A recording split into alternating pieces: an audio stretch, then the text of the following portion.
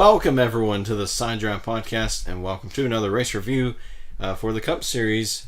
Great race from Bristol today. It's very competitive. A lot of people passing and a lot of things happening on the track. So. Yeah, we actually didn't want to take a nap today, Says. Yeah. That's a good step in the right direction, but a lot of things happening even before the race. Number one, Chase Elliott got the pole, but the round before that, Ryan Blaney would beat the track record, which was set in 2016. That's he put a really fast lap and didn't get the pole. I mean, it's kind of confusing a little bit. He said he got a little greedy on the last round and it kind of slipped up, so it kind of messed up his lap time, but he did qualify third. So during practices, Kevin Harvick had the fastest car, but before the race would start, he would fail tech 3 times, and with that, you'd have to take a pass-through on the very beginning, and Bristol's not a place where you want to go through a pass-through because they catch some cars very fast. Yeah, the laps go very fast, and if you go down pit road 35 mile an hour, I mean, you're going to get 2 laps down at least. To start the race, we have Chase Elliott versus William Byron, and Kyle Busch would rack on the first lap. Yeah, I ain't sure. I believe Stenhouse got into him, and also Amarola hit the wall too. So. And Amarola would have to go in the garage, and that means he could not come back out there and race. So unfortunate end to his day. Yeah, anytime you caught up in a wreck and you go to the garage, it's automatic. You got to race. So which is unfortunate for that team. I believe he would have ran very well here. Man, just hate it for them. Yeah, because that was one racetrack I was like, this is a team that could just circle Bristol and go out there and get a win. It's kind of like Dover, and he's really good there as well. So, I also had him in my fantasy team, and I was like, "Oh, gotta take him out." Yeah, my fantasy team put him in the garage. Yeah, my fantasy team took a beating today, just like the drivers did as well. Yes, but Chase Elliott would be leading until he would get spun by Corey LaJoie, trying to avoid the 47. Yes, he had a very big lead, trying to get through his lap cars, and man, the dude wiped him out. Yeah. Then it'd be Clint Boyer versus Denny Hamlin. Hamlin did not take any tires. Then it'd be DiBenedetto and Bubba Wallace would have some penalties. And great run by DiBenedetto today. Yes, he was really strong. He was running the top 10 most of the day, and he finally finished 12th, I believe. Yes, Eric Jones would take the lead momentarily, and then he'd have a tire issue. Something's going on with these leaders. You can't just. Is this one of the races? If you're the leader, something will happen. I guess Kyle Busch took his early on, so he wouldn't have to take it later on. That's why he won the race. I guess so. And then Ryan Blaney would take the lead. And then Kyle Larson would have a tire issue. And then another tire issue because it was uncontrolled during went down pit lane. So that's not something you want to do. But also Kevin Harvick, who got one of his laps back, where he only went 1 lap down through that first lap caution, he would lose a few laps because a loose wheel. Man, he's a lot of loose wheels. Just a tough day for him, really. Yeah, he just couldn't win nothing. So.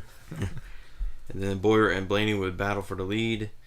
And then Daniel Hemrick would spin due to Ross Chastain, I believe. Yeah, Ross Chastain just bumped in the back and just spun him around.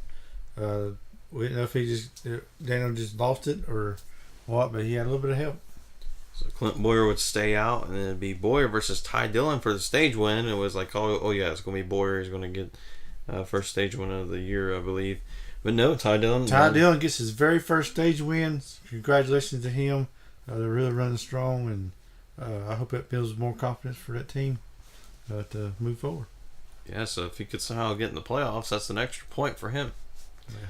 And then it'd be Brad Keselowski versus Joey Logano for stage 2. Logano would challenge Brad for the lead, and he would take the lead.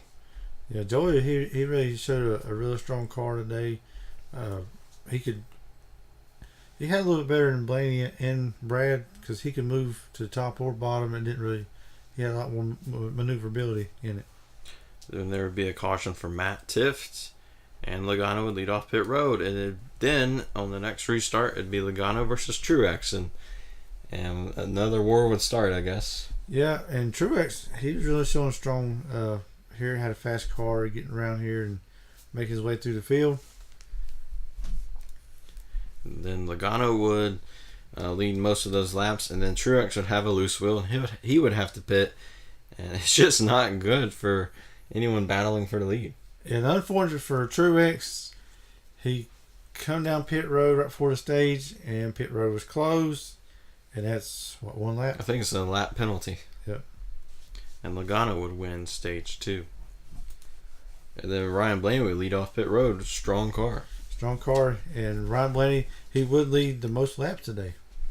Yeah, just like last spring, I believe, until all that happened with the lap cars there. But that didn't happen today. Yeah, he learned a little bit from last year.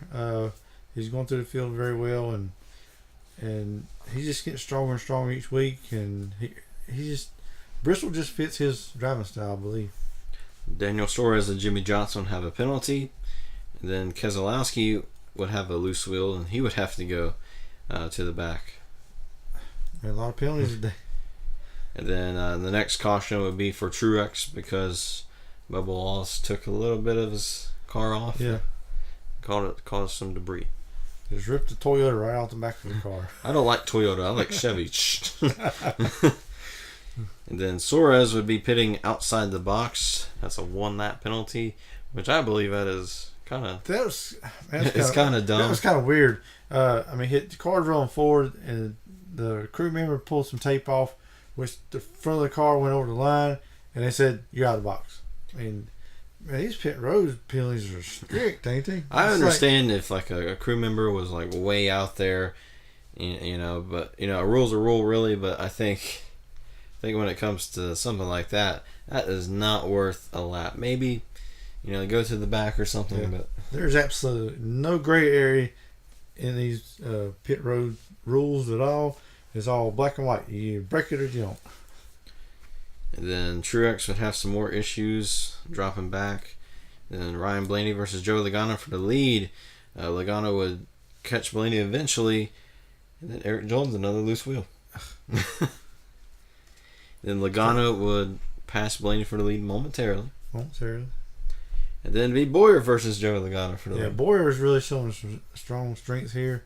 He would eventually catch the leaders, and I believe he'd get in the lead a few times. And then Kevin Harvick would get one of his laps back from Clint Boyer. Yeah, the whole field is probably glad that Kevin Harvick was a lap down because he had a very fast car. Yeah, with the way these stages. Even though Freaky Fast wasn't on his car, he was freaky fast with that Hunt's Brothers Pizza. He was hunty. He was hunting something. He was hunting everything. Hunty hunts. But yeah, I believe if it wasn't for the stages, he probably would have gotten the lap back. He would have chased them all down. He would have chased them all down. If there was no cautions and no stages, he would have even lapped the entire field of how fast that car was. Yes, it's very. I got to applaud Kevin Harvick for their team to keep digging like that. Even if you are 2 laps down, just keep digging and digging, and he finally got on the lead lap at the very end. Then there would be a caution for debris because Kevin Harvick would get into the wall just a little bit. He would lose that lap that he got back. And it's very unfortunate. He got his lap back and he got loose and just hit the wall. I don't know if he was just driving it too hard or what it was. He's just driving the wheels off that thing. Then Boyer would lead off pit road. Then Kyle Busch would get the lead on that restart. And then it would be Boyer versus Busch again, as Kyle Busch would hit the wall and Boyer would take the lead. Yeah, Kyle Busch didn't really have a fast car. I mean, the only reason he got up there was because his crew got him in the lead. Once he got the lead, the Penske teams, they just dog him. Yeah, it looked like Kyle's just super loose. Nothing he could do to really keep the lead besides going down pit road. And Larson would spin, causing a caution. Hamlin would take 2 tires, but Hamlin is speeding. Yeah, he thought he started on the front row, but got to go to the back. He's like, this is how I won it last time. Yeah. And it'd be Busch versus Boyer again on the restart. Then Boyer would spin the tires. Then he would cut a tire because he made contact with Logano. And then Chase Elliott would also cut a tire and cause a caution.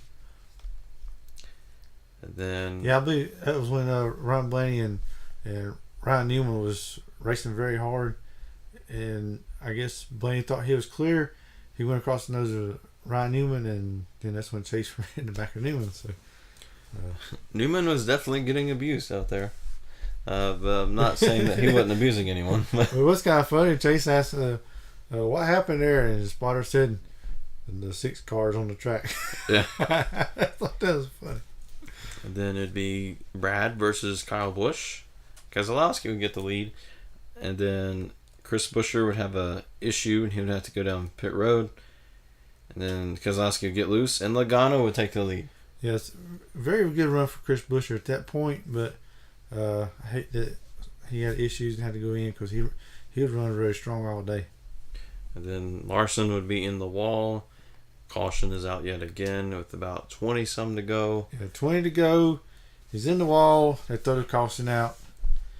And the number one thing... And this is where the race kind of went downhill. It's like it was a perfect race up until this point. Logano and Keselowski and Blaney, for some reason, decided it's a good idea to lose track position. And pit.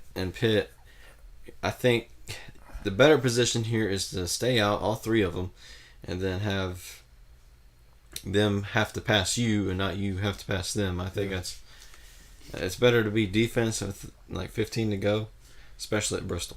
Yes, because Kyle Busch, Kurt Busch, Menard, and a couple other cars didn't pit. I believe Suarez as well. Yeah, Suarez, Ryan Newman, they all didn't pit, so lost a lot of track position right there. To 20 to go, and 20 to go at Bristol is like nothing. I mean, if this was a mile and a half, I'd say yes, do that. But at Bristol, no. I believe Kyle tried to fake him out there, and he succeeded. And, it's just one of those things. Whatever you do, you're going to be at a disadvantage, because if they stayed out, Kyle would have pitted, and he would have been, marching his way through there. But I don't think he could have got there anyway. Yeah, it's a really tough call for Logano and Brad, because if you're leading the race, if you don't pit, then everybody else pits. And if you do pit, then let them stay out. So, man, it was a tough call at that moment. I believe if I was Blaney, I probably would have stayed out. I believe he had a fast enough car that he could have beat Kyle Busch, but I know he's a little lucid at the moment. And then Keselowski would have a penalty because it was like 3 wide, and for some reason they did not call the caution or call the green flag off. So everyone was just kind of like, what, are we going or not? And then, caught everyone off guard. Yeah, he was trying to get into position, but it's like trying to get in a position and when you're on a busy freeway. Yeah. So he had a signal on and just no one let him over. So. And it really messed up Joey at the moment, because it was 3 wide and he was trying to get down the service penalty and all that. It's just a mess. It's just a great race up to that point, and it just went. And then we'd see the battle of the Busch brothers, which I thought, maybe would have a great race after all, 100% great race. But then it looked like Kurt Busch just couldn't get there. He was dive bombing it too hard, I believe. I think if he would have just drove it in normally, and got there and then dive bombed and wrecked the 18, that would have been perfect. Oh yeah. I thought Chevrolet's going to get their first win of the year, but I guess he just overdrove it a little bit, ran to the wall a couple of times, and just couldn't get there. Well, even if, let's say, if they went side by side in the last corner or something like that, it'd have been great. But I think when it comes to late race cautions here at short tracks, it never ends up perfect or good. And it's always, especially with the new cars, there's going to be no real passing for the lead or anything. We saw Kyle Busch have like a really slow car compared to the top 5. But the track position means everything. Yes. And that was the big mistake of Team Penske, is they thought that fresher tires would have been better. Yes, of course they are, but with 15 to go, it's just not enough time. If you had 50 to go, definitely get the tires and you had the advantage. But with 15, I mean, it's like 2 seconds and it's over with. I'd say with 30 to go, I mean, that's still a good number to get back up there. But definitely faked out all the crew chiefs, and that's really a big mistake on their part. I do think if the fastest car would have won, it would have been that 4 car, because he managed to get his way up to 13th. Yeah, he had a blistering fast car. It was good for Joey and Blaney. He got to 3rd and 4th, but 3rd and 4th. First and second would have been better. Cause they don't win you championships. 3rd and 4th don't pay the bills. Yeah, they don't win the races. So, I mean, it was a brilliant race by Kyle Busch to drive a wrecked race car. I will give him that. But I think the real winner is him staying out on pit road. Or off. He didn't go down pit road. He stayed out. And, just that combination with Kyle Busch and Adam Stevens. Yeah. Just a great combination. They know what to do. They're almost unstoppable at this point. I think this package really suits them. It's kind of like the 2015 package. Yeah. So it's going to be a tough year to beat them too. Yeah, I believe on Twitter, a lot of people feel like the Penske teams just gave the race away. But when you're in that position, it's really hard to make that call to pit or not to pit, because no matter what you do, everybody's going to do the opposite. So.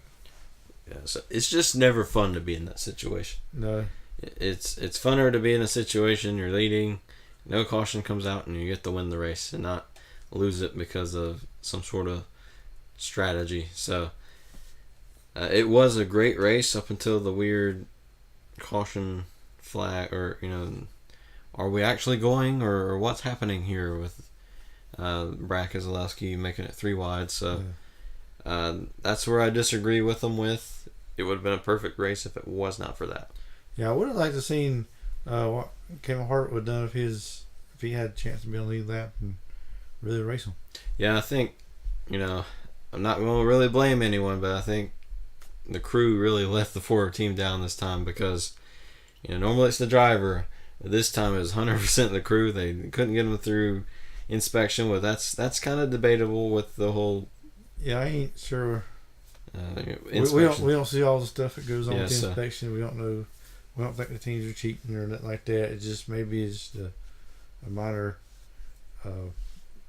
millisecond thing. Yeah, if you're this much off, you're considered cheating, and so I wouldn't say cheating, but I would say cheating. I mean, it's hard to get a car 100% perfect, and I believe they said one time it was this one thing that they got wrong, come back and it was another thing. So we ain't sure if there's some inconsistencies from NASCAR or what's going on, or if the team was just trying to push something. I don't know, but either way, it's the green car. Yeah, something with green, I guess. I guess it didn't affect Kyle Fontana, I believe. So maybe it's just the color shade of green. Maybe I don't know. Maybe that's why they said they're unlucky. Maybe it's looking for some Hunt's Brother pizzas. Yeah. So also with the uncontrolled tire, I believe Harvick would have made his way back if it was not for the uncontrolled tire. It's just impossible to get through laps here, get your lap back. So yeah, it's just a day gone wrong, really. Yeah, if it wasn't for that tire issue, I believe he would have got. Maybe he got the win. Maybe. Yeah, I was interested to see him face off against Logano, which we saw him make his way there while he was a lap down car and just flew right by him. So he would have lapped the field himself. Yeah, so you better watch out in the races to come, because I believe Kevin Harvick is picking up a little bit of speed there. Yeah, I think they finally understand the Mustang body, because look at Clint Boyer and Suarez and even Almirola. I mean, he wrecked today, but he's been showing some strengths lately. I'd look out for Stuart Haas. Yeah, so Richmond coming up. That's another great track for Stuart Haas, and I believe that first win of the season's coming there. And we're going to see which team can break this Penske Gibbs. Which I thought it would have been Kurt. I picked him Friday for this for the fast picks, and almost. That's why I was really rooting for him. It was like, crash him, do whatever. I want to finally pick a Cup guy, right? But yeah, that's pretty close. Our picks come second and fourth. So yeah. So and Kurt qualified 27th, and that's why I didn't make a graphic for it because I was like, oh no, I'm gonna be embarrassed. I really should have though. Yeah, I picked Blaney before he didn't even practice or anything. And then he come and break the track record. And I was like, oh, yes, I picked a good pick. Yeah. So maybe we can finally pick right this Friday for Richmond. Yes. Just have to see. We might have to move it to Thursday since on Friday the Xfinity races. Okay. So it may be Thursday. Mm-hmm. So we'll just have to wait and see. So stay tuned for our Xfinity Series race review, which will be Monday. And then Wednesday, why fans love Daniel Hemrick. Yeah, if you love Daniel Hemrick, just let us know. And then Thursday, of course, if the Xfinity is on Friday, maybe Saturday in the daytime and then Cup at night. But I don't think it's like that. I think it'll be on Friday. So if it is, the Thursday will be Fast Picks for Richmond. Mm-hmm. So we'll see you then.